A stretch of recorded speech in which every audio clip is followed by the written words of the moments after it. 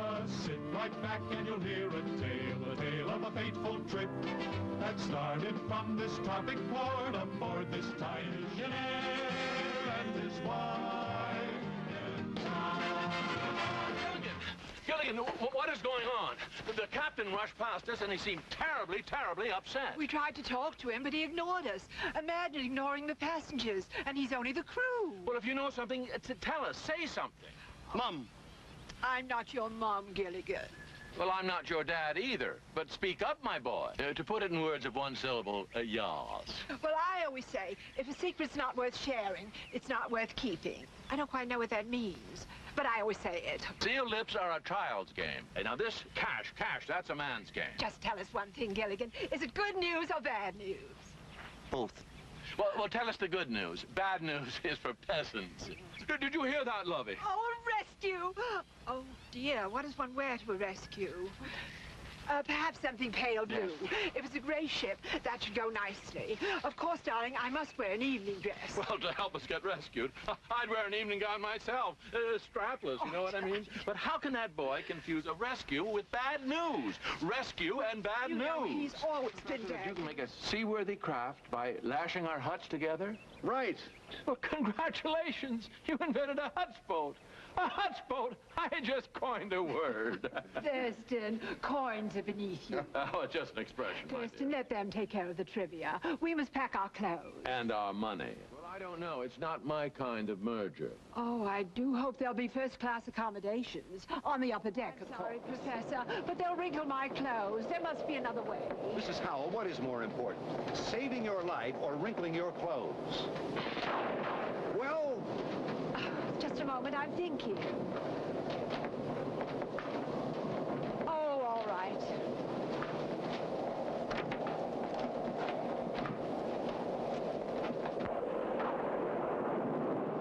No, a thousand times no. In this position, I couldn't possibly reach my wallet. Hold still, please, Mr. Howell. Or my credit card. Fifi! Fifi isn't here! Thurston, we forgot Fifi! Fifi? Oh, that poor little poodle. She'll never hear us over all this storm. Oh, Fifi! Here, Fifi, Fifi, Fifi! Here, Fifi, Fifi, Fifi! Thurston, do you think we'll find her in time? I doubt it, my dear. Oh, Thurston, how can you be so cruel? How can you say such a thing? Lovey, because we didn't take Fifi with us. Don't you remember? We left her at home, on the paper. We did? 15 years ago.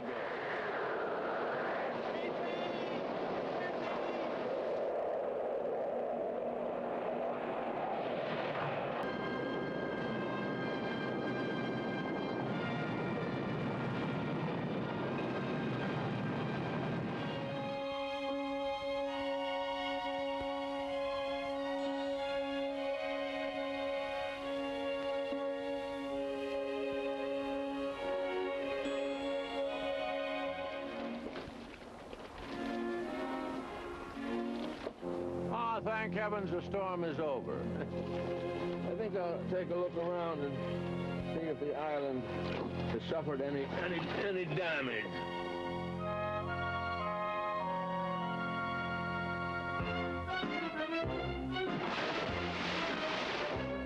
Help! Help! Save me! Save me! I'm too rich to drown! It's Thurston. Thurston, where are you? Outside! Somebody do something! I should have warned you about that first step. It's a trifle damp. All right, here we go. Hey, give me your hand, Mr. Howell. Yes! Oh, darling, why didn't you swim? I can't. Remember, Lovey? I had the butler take the swimming lessons for me. If anything happened to Gilligan, it's all my fault. You mustn't blame yourself, Lovey. But I sent him out to look for Fifi. Who else could I blame? Well, I don't know, but certainly not a Howell. That brave, brave boy. Inside that skinny little lad was a heart the size of Fort Knox. Ho! Ho! Egad, this is no time to play follow the leader. Merry, merry, merry, merry. Thurston? Is this what they call work? I'm afraid so, my dear. Good. It's about time we learned how the other half lives. Row, Lovey. Captain, can you give me one good reason why you haven't hoisted our sail? Yes, Mr. Howell, we don't have a sail. Can you give me another good reason?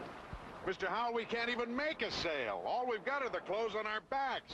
Thurston, I think it's time we made the supreme sacrifice. You're right, my dear. You have permission to use the Howell clothes. Run up my dinner jacket.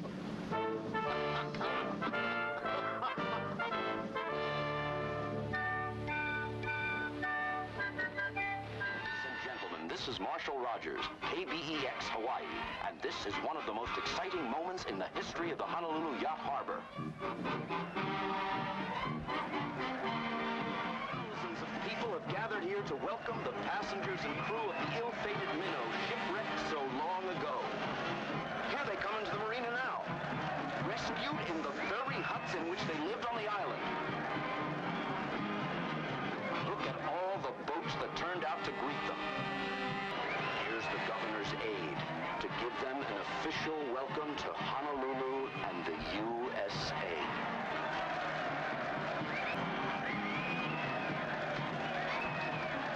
From all parts of Hawaii to say aloha to the long-lost castaways.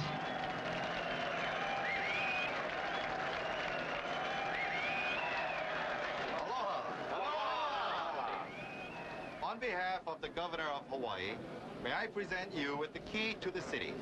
The entire world was thrilled when the Coast Guard radioed word of your rescue after 15 years. Telegrams and calls have been pouring in, but I'd like to present you with the most important one first. This telegram is from Jimmy Carter. Jimmy who? Jimmy Carter. He's the president now. Huh? He succeeded Ford. Ford who? Gerald Ford. He came after Watergate. Our separate ways. Oh, not you and me, Lovey. Just a figure of speech. Thurston, darling, Yes, Lovey. What is it? I think the ladies would like an after-dinner mint. Would they like the mint in San Francisco or the one in Philadelphia? That's my Thurston. Have a cigar, Thurston. Domestic, I'm afraid. Domestic? Oh, please. Phillips, where are cigars from Havana? Just arriving, sir. Thank you, Phillips. Thank you, Fidel. We were considering your investment in the neighborhood of $100 million. Well, I'm afraid I don't know anything about that neighborhood. You see, I never go slumming. My darling, without your leadership, there was no social season. Without you on the symphony committee, the musical seasons were a disaster. You're so flattering. Oh, and the ballet. Without dear Lovey, Swan Lake turned into Disco Duck. I promise you now that I'm back, everything will be different. Oh, definitely. And I certainly hope you ask Mr. Howell for some financial assistance. Oh, I'll try. But sometimes Thurston treats me like a child. When I want to talk about money, he says, "Oh, go play with your blocks." Your blocks? Yes, 42nd Street, 43rd Street, 44th Street. Oh, Mrs. Why Howell. didn't you call ahead? Well, we would have called, Mrs. Howell, but your phone number's unlisted. Stay and dine with us.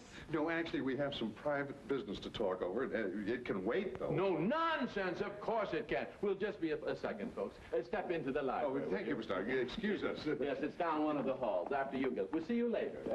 Old and dear friend. Aren't we fortunate, darling? Never to have been shipwrecked. Oh, dear, we didn't know that you needed money. Well, why didn't you ask me? I feel hurt, deeply hurt. Grateful, perhaps, but Believe it. Lovey, you forgot to turn off the intercom. Oh. Imagine being shipwrecked with that riffraff. Us to even meeting those two boas. Thurston, those people are insulting the skipper and Gilligan. That is despicable. I refuse to do business with people of such ilk. Well, I want them out of my house. And off my land. We heard everything you said. The deal is off. Nobody shames my friends. Throw them out. Don't even validate their talking. Come on, my dear, let's go. Don't you think you're being just a little unreasonable, Mr. Howell? Mr. Howell is never unreasonable. Get out of the way. Oh, Skipper. And Mr. and Mrs. Howell, we all want to thank you for the wonderful Christmas gifts. Well, we weren't quite sure of your sizes. So we just brought something that fits everyone, you know? We sincerely hope that you enjoy your extra spending money. I've learned a lot about civilization.